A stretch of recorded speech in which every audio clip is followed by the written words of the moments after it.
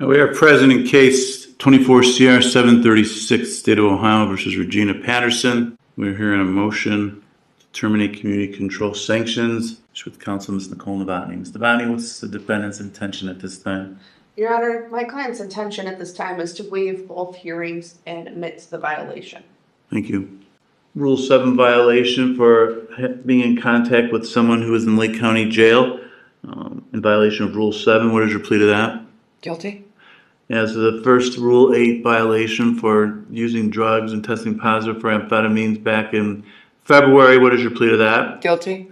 And as for the more recent Rule 8 violation for using cocaine, what is your plea to that? Guilty.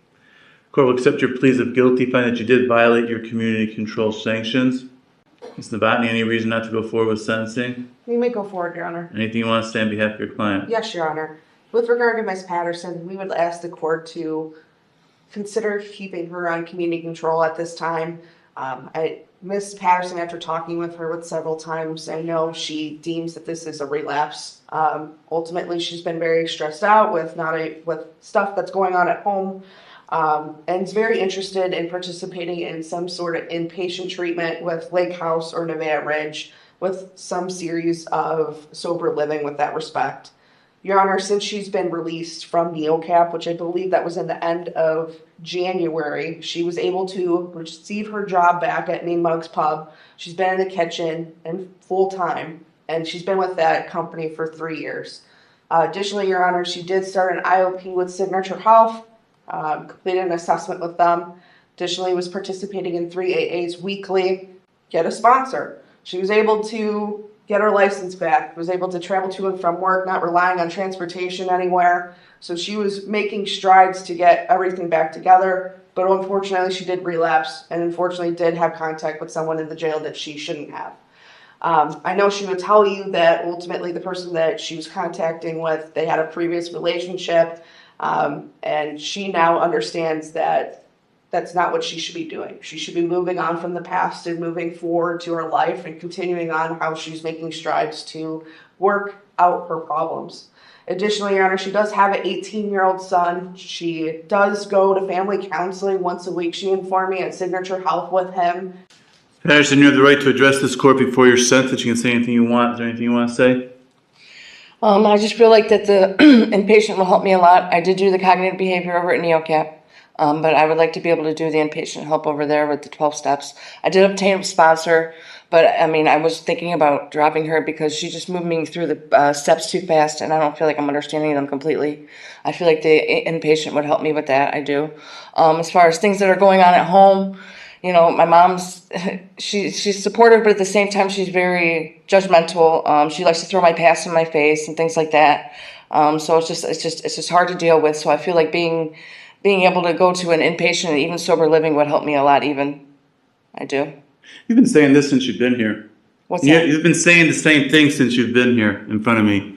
That you need help. You're sick of this lifestyle. You need to get treatment, and we've done everything for you. And you don't want this.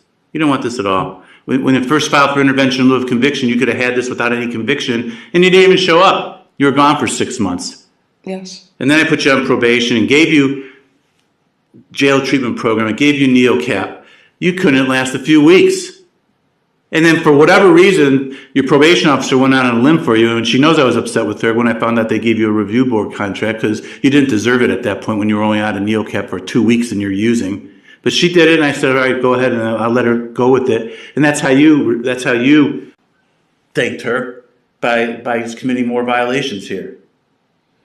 You don't want help. You want to continue the lifestyle you're living. Why are you contacting this guy you're not supposed to? You supposedly said you need to move on from him, but you're physically calling him. He's not calling you. Oh wait, he's calling you. You're physically accepting the phone calls that he's calling you. You don't have to accept those calls, but you did. And then even when you said all this stuff's going on, you're still using. And now you're blaming your mother? No, I'm not blaming my mother. I'm not trying to say that as an excuse. You're coming up with excuses. It was just yes, sir. Okay. Well, you are. Everybody has stressful things going on in life. Because your mother gives you a hard time, you're going to use drugs? We all have stressful things going on in our lives on a daily basis. You haven't given this a shot at all. I mean, you got out in January and you violated multiple times. You violated within a week of getting out of NeoCap for how long you were in there. How long was she in there for? For 138 days. And what, a week later, 2 weeks later at the most, you're violating. It was a complete waste of time and money and resources and bed space. Now you want me to give you another bed that someone else could use to, perhaps? You could do this on your own if you need to. I mean, when you're here, when you're at the pre-sentence report, you say you're remorseful, you feel ashamed, you're tired of living this lifestyle, you're ready to move on, you're willing and want to participate in treatment. Very remorseful. I don't know. Very remorseful. Not because you got caught, because I know using drugs is no life. There's much more to life than getting high, but that's what you do. I don't believe that's what you don't want to do. You just haven't demonstrated that. You haven't given this a shot. I mean, most people violate, don't get me wrong, but at least they've given it a fair shot. You got a NeoCap in January. Listen to the judge's tone here. He's not angry anymore. He's disappointed. And somehow that's worse. He says most people who violate at least give it a fair shot first. But Patterson? She got out of NeoCap in January, and by May she's racked up 2 more violations. And he reminds everyone that from the very beginning of this case, she was gone for 6 months when she could have had no conviction at all. The judge is about to make a finding that she's not amenable to community control. That's legalese for you've proven, beyond any doubt, that probation will never work for you.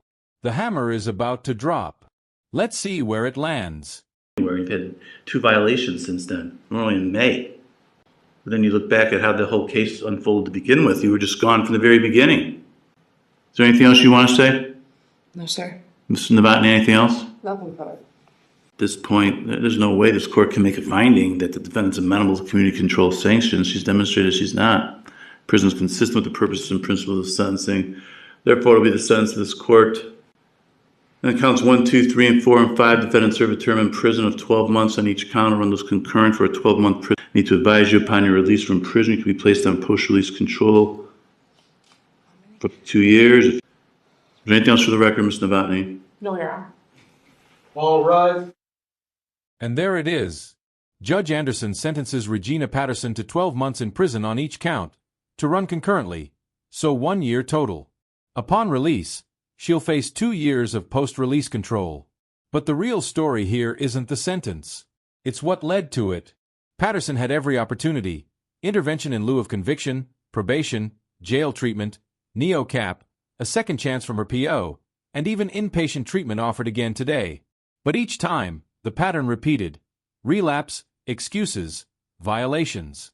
The judge's final message was clear. Prison isn't punishment for the sake of punishment. It's because she's demonstrated, repeatedly, that she's not amenable to community control. That means no amount of probation or treatment will work if the person doesn't genuinely want it. If you found this case as eye-opening as we did, make sure to hit that like button, share your thoughts in the comments, and don't forget to subscribe for more jaw-dropping courtroom breakdowns. We'll see you in the next session.